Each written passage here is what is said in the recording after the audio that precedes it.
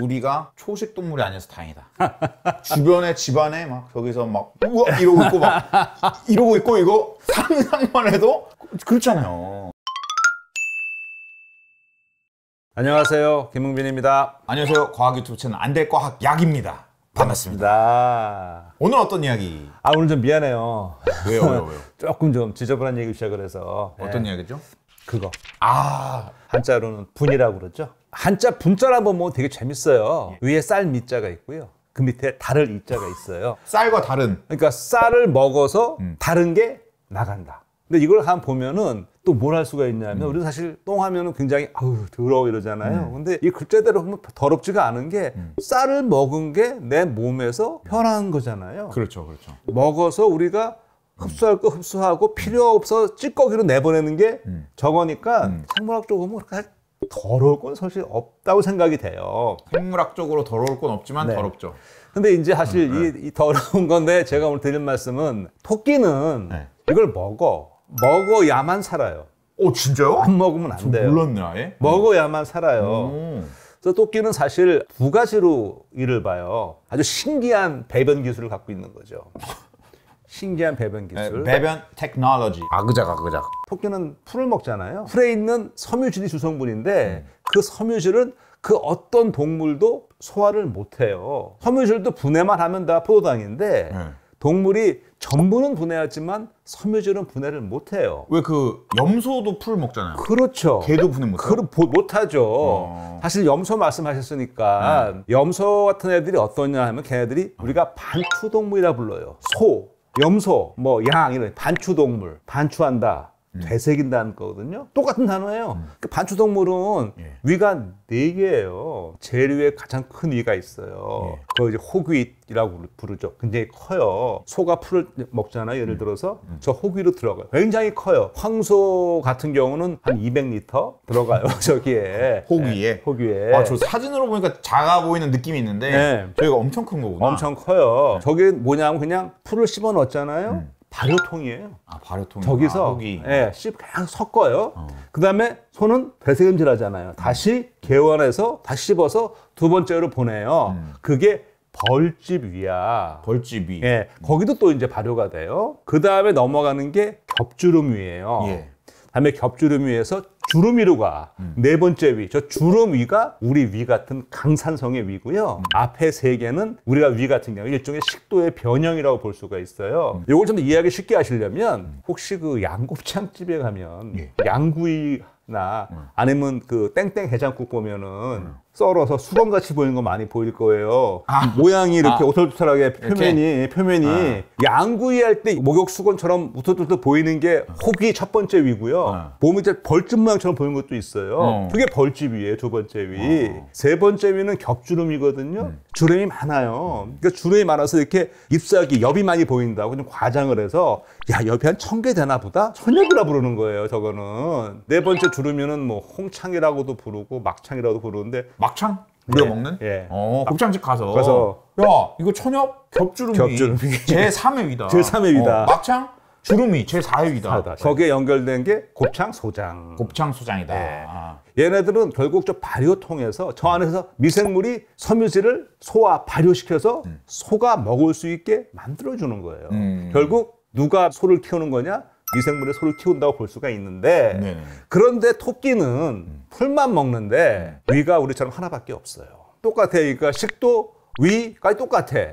그 다음에 소장이 오고요. 그 다음에 대장이 가는데 대신 토끼는 맹장이 무지하게 커요. 보통 자기 위에 한 10배. 굉장히 맹장이 커요. 맹장이 무슨 역할을 하느냐? 아까 앞에서 말했던 반추위 역할을 해줘요. 얘는 되새기면 못하지만 저 맹장 안에 많은 미생물이 있어서 저기서 먹은 풀을 분해해서 발효해서 토끼가 영양분을 흡수할 수 있도록 만들어줘요. 원리는 같죠.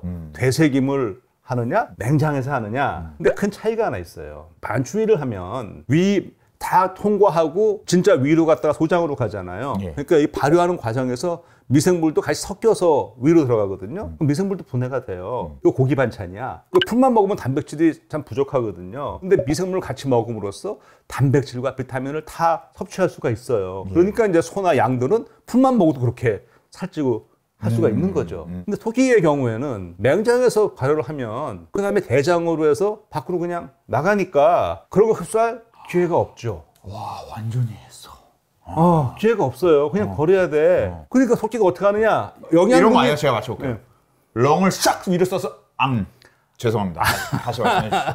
넌 끝이야. 얘가 이를 볼 때 대장 속에서 영양분이 있는 똥과 그렇지 않은 거를 구분을 해요. 와, 미쳤다. 네. 자동 분류 렁싸게. 그래서 묽고 끈적끈적한 거는 영양분이 많은 것들을 별 쓸모없는 것들, 주로 거친 섬유질 이런 거는 뭉쳐서 거친 한약 같은 환 같은 거를 내보내요. 그래서 두 가지 변을 봐요, 토끼는. 그리고 나서 그 좋은 똥 자기가 볼 때 그거는 골라 먹어요. 그걸 먹어줘야만이 거기 있는 미생물과 거기에 있는 뭐 비타민, 아미노산들을 섭취할 수 있기 때문에 맹장에서 이 다 된 그렇죠. 것들이 예. 먹어줘야 되니까. 그래서 그거를 자기 똥을 먹기 때문에 뭐라고 그러느냐? 자기 분식. 분식이 그 분식이 아니고 자기 똥을 먹는다. 자기 분식이라고.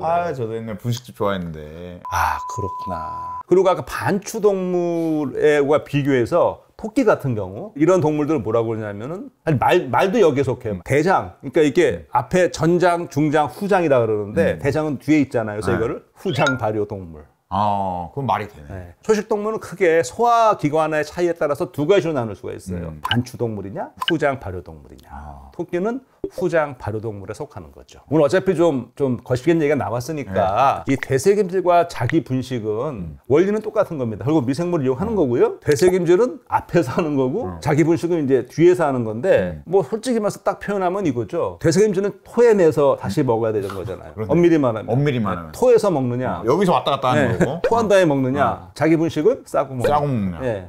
약간 한 사이클 도는 거지. 그렇죠. 좀 역겨운 얘기지만 토끼나 저 소한테는 살아가는 방법이죠. 살아가는 방법이죠. 그러니까 왜 동물이 섬유질을 분해할 수 있는 효소를 진화하지 못하고 이렇게 미생물과 공생으로 갔는지 그거는 참 수수께끼 같지만 어쨌든 자연계의 그 초식동물은 둘 중에 하나를 해야 되는 거예요. 되새김을 하든 자기 분식을 하든. 근데 진짜 그런 게 왜 안 됐을까라는 궁금증은 있네요. 그렇죠. 그건 아직 모르는 거예요. 그건 참 답하기가 어려운데요. 뭐 상상으로 해봐야 되는데 그런 상상으로 나중에 시간이 되면 한번 해보도록 하겠고 여기서 그럼 결국 한마디로 얘기하면은 맹장, 반추위 다 뭐다? 발효통이다. 우리도 발효통을 쓰죠. 우리는 맥주 발효, 막걸리 발효. 그런데 사람도 맹장이 있어요. 보통 맹장 수술하는 분들도 있잖아요. 맹장염 걸리면. 과거에는 맹장은 그저 그 퇴화한 하나의 소화기관. 이제 우리한테는 필요가 없는 흔적기관. 그러니까 토끼처럼 초식동물들은 저게 필요하지만 우리는 이제 퇴화할 필요가 없다 생각을 했어요.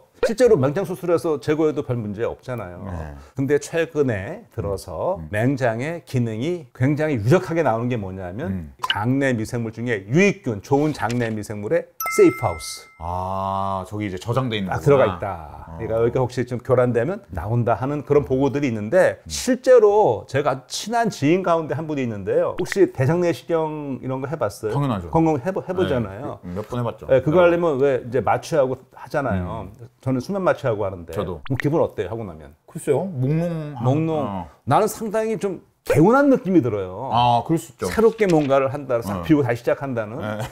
그런데 내 친한 지인 중에 한 분이 맹장 수술을 한 분이 있어요. 근데 그분은 대장내시경 때문에 한번 싹 비우고 하고 나면 한 일주일 이상 속이 좀 거북스럽대. 그래서 이건 과학적인 거 아니고 제가 추측을 해봤어요. 뭐 표본이 딱 나하고 두 밖에 없으니까 혹시 이분은 그러면 맹장 수술을 해서 맹장을 제거했기 때문에 상대적으로 맹장에 있는 나보다 장내 미생물 생태계가 복원되는데 시간이 오래 걸려서 그런가? 라고 말씀을 드렸더니 그분도 그럴 것 같다고 말씀하셨는데 어쨌든 그거는 뭐 제 사견이고 우리에게 맹장은 어떤 기능을 하느냐? 바로 장내 미생물의 세이프하우스 역할을 한다.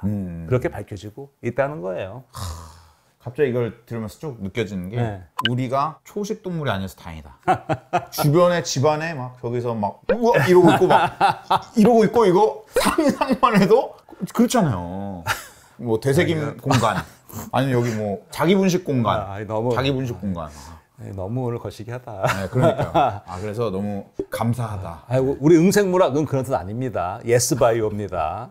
오늘 정말 응생물학에 어울리는 주제 네. 너무 좋았습니다. 네, 오늘의 예스바이오였습니다.